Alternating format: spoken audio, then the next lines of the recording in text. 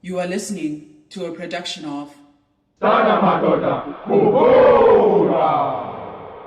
Camera speed. Sound production, take 1.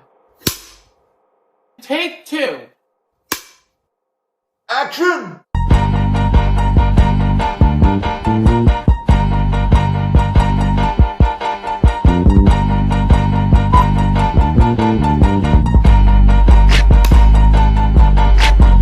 Now, let me start here.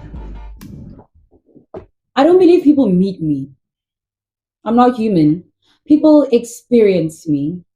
I believe people experience me, and this podcast is a part of that experience. It's my voice, my thoughts, my reflections, my intrusive thoughts, but also yours. Because the take of it all, it's not just about me, it's about us. I call this podcast a polymath perspective. And a lot of people have just been approaching me, asking me, what is a polymath?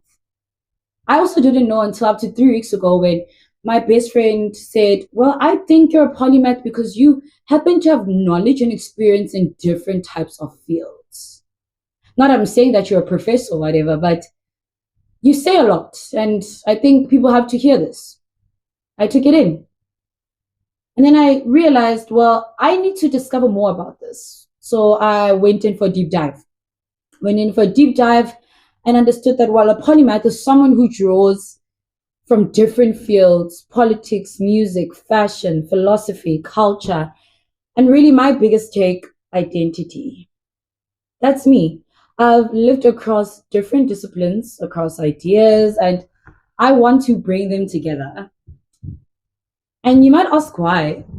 So one of the greatest creative pioneers, really a cultural mover, someone who I look up to, Uskup Makatini Siyabonga Ngwekazi, once said that the greatest creative journey you can embark on is the journey of self-discovery. For a very long time, I hadn't fully understood what that meant. When people look at me, they think she has it in the bag. She knows what she's doing. She knows where to go, how to do it, and when to do it. But the truth is, well, I'm still finding my feet. And this podcast is a part of that journey. For a long time, I felt different parts of me were not accentuated with only just a single expression of creativity. I rock up, I'm Stunner in the different outfits, Stunner who sometimes models and does some shadow creative direction, but never really shared what I believe. And I guess it's time. This podcast, as a part of this journey, is using my voice to share, connect, and impact. So why the take of it all? Really, I believe that the take of it all is that conversation is a lost art. Think about it. We live in a generation that is more vocal than ever. Social media, debates, podcasts, Twitter threads, TikToks, it's everywhere. We make the loudest noise, we strike, we picket, we bang. We're always angry about something, validly so. But are we really having conversation?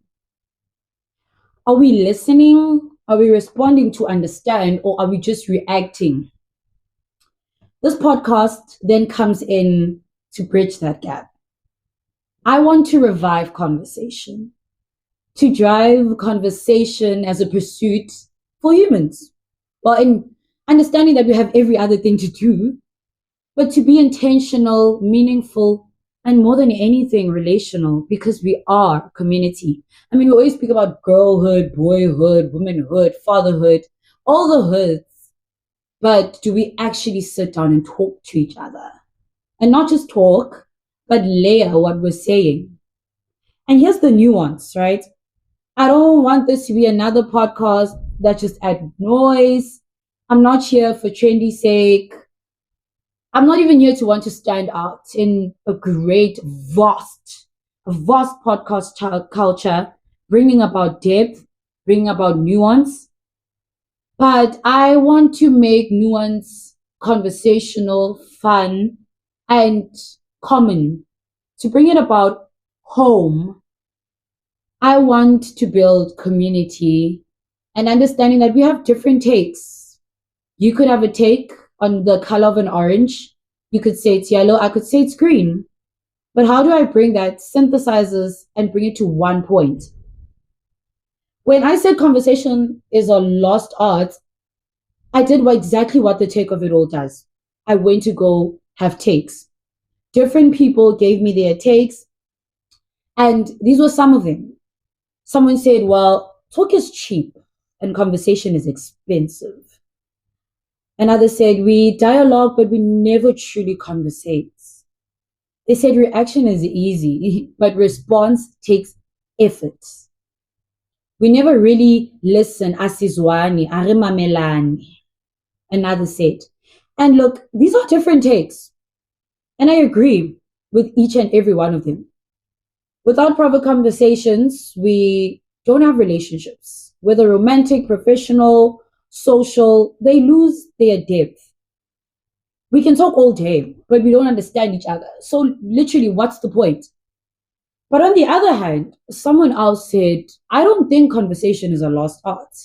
I think it's expressed in different spaces. I mean, I can't have the same conversation with you I have with the doctor in a space of friendship. And I cannot speak the way I speak to my friends, to my parents. But I took time and I was like, well, you just said speak, you just said talk. Are you driving intentionality? Are you focusing on what you're saying? Is there something you want to get out of it? A great friend of mine told me, I mean, look at language. isiXhosa, for example. They say molo, and the other one says molo bunjani. Allowing someone to respond to that is you showing them you have some purpose towards what they're saying. You want to inquire about how they are and that you could possibly do something.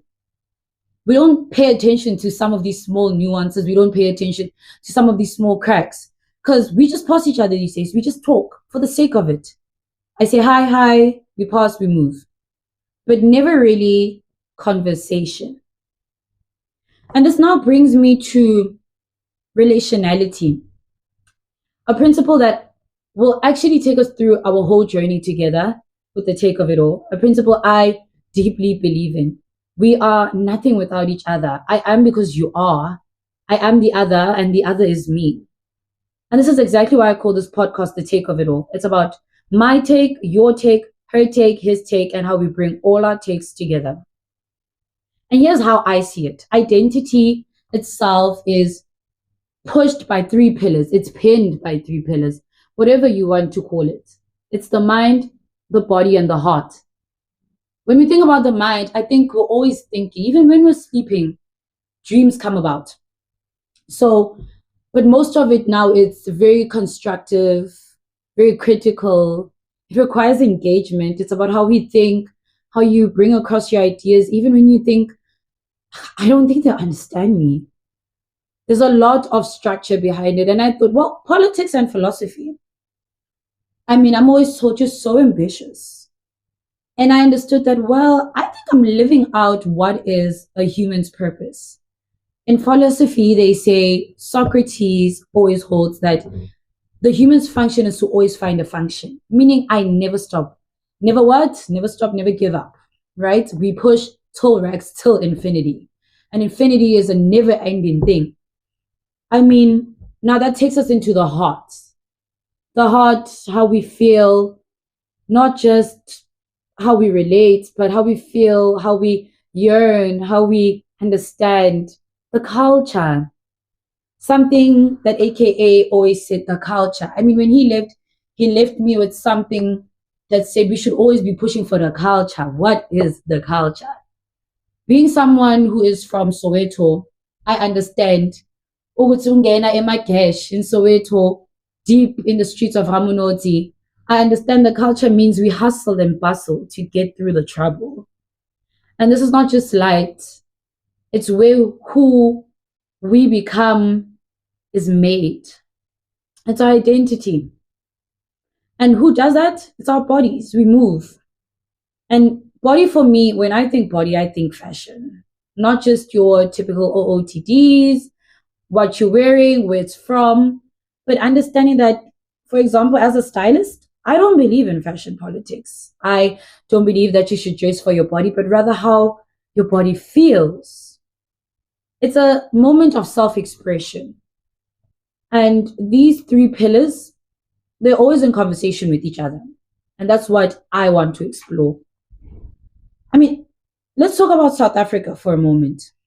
We face social challenges like patriarchy, inequality, generational divides, and the biggest, unemployment. And so much of it continues because we don't converse. We don't sit down, we don't listen, we don't try to understand each other. Older generations actually knew how to gather, debate, meet before they took action. They were collective, which is weird because these are the same older generations that children find it hard to talk to. You find it hard to speak to your parent about a certain thing because you're worried about how they'll take it. It's really a matter of conversation, and which now infuses approach. Today we are behind the screens. Social media has made us vocal, but also very hypocritical. I can talk to Utembeka over the phone, but never really to her face. We have instant mutuals that we cross paths with and never really say hi to. It's weird, right? That's because it's conversation. There's no personhood. There's no engagement. And we really just stick up to online, never in person. We'll engage next time, but never actually really do it. And when criticism arises, when someone tells you that, well, I don't agree with you, we get touched. We get touched because we never really allowed conversation. So we never really understood that people can disagree with you and there's absolutely nothing you can do with that. And that's fine. We don't know how to handle criticism. Why? The art of conversation has died. The ability to challenge and to respond with respect, it's more or less in the desert, very dry. But here's the fun part, right? Conversation doesn't have to be heavy. It doesn't have to be about Epstein files. It doesn't have to be about Trump. It really doesn't even have to be about structure, mathematics, and getting through life. I mean, a friend of mine last week said, "Hayibo nangulona ufuna ukukhuluma about Epstein and how we are going to save the economic state of the world," when I really just want to talk about Umam Kize and how she's navigating through being a third wife. And I thought, how funny, conversation finds different styles. And maybe it is not dead. It can be playful, it can be curious, it can be about the weather, it can be about music, it can be about fashion, or even politics. Listen, it can be about us. And that's what South Africa needs. That's what the world needs. I'm not saying I'm that need, but I bring intentionality, nuance, and a cut cross across the visions that never thought could meet. There are different things we could talk about all day, but conversation itself between self-expression and societal expectation, that's something that we always need to come back to. So in this podcast, we'll be overcoming that. We'll be overcoming imposter syndrome, learning how to accept criticism, creating environments where mistakes are allowed, being friends with one another. I'm not here to lecture anyone. I'm not going to deliver a whole thesis statement or monologue or some closing world speech, but really just to be. I am inviting you to share your thoughts, share your take. It's your take that makes my take, because the take of it all is a meaning for a meeting point. It's easy to get lost. Everyone has a mic. Everyone has a platform. And this is how we'll stand together, because I am you, remember? We will come together to create understanding. We'll make it fun. We'll make it dynamic. We'll be not only about listening, but responding, criticism, and you also giving me your criticism. I mean, if you find anything bad about this, there's no space that it could fail, because that's your take. You could say something controversial because that's your take.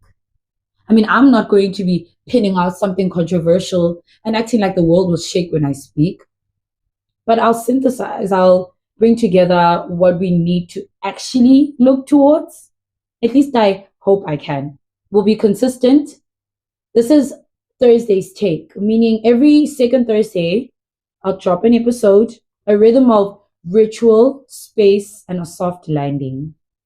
You'll know that after that busyness where you're tired, you can't do it anymore, just come in and give in your take, no matter how bad, blunt, no matter how cut through deep it is. Let the wounds bleed. We're here to wipe them. So let's bring about our takes. And as we wrap up this pilot episode, I want to leave this with you, right? Conversation is not just words, it's listening, it's knowing that I am because you are. And in this journey of self-discovery that I embark on, I am happy to take up every single thought that comes up. You essentially will become a part of my self-discovery. I invite you to make it an art form. Let us express it. If you want conversation, ibe ispantsula, ibe iskwaito. Whether you want to be high-end, couture, London, whether you want to even say one word, it's really my take and yours. And before I sign off, I just really want to take time to thank production.